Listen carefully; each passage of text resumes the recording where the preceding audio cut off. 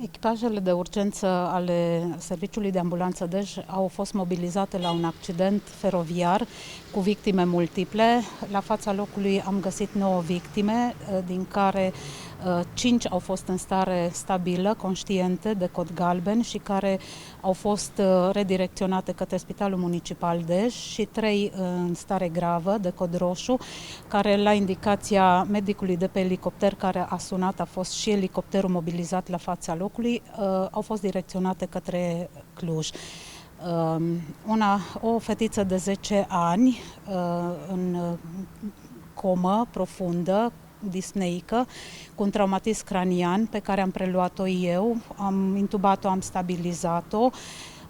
Mama fetiței, care a fost preluată de elicopter, într-una din mașinile noastre a fost intubată, stabilizată oarecum.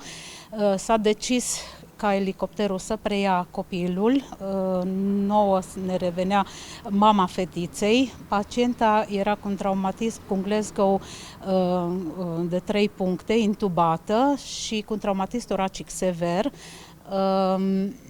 S-a decis de către medicul de pe elicopter să se facă drenaj toracic, s-a făcut acest drenaj toracic, ei au preluat fetița, au plecat la Cluj, pacienta în scurt timp fiind instabilă hemodinamic și respirator, a intrat în stop cardiorespirator. Am început manevrele de resuscitare, s-a luat decizia, fiind spitalul din Dej foarte aproape de noi, la 7 km, ne-am dus cu manevre RCP în curs, aici s-au continuat manevrele de resuscitare, pacienta a ieșit din stop și acum ne pregătim să o ducem la Cluj. Da,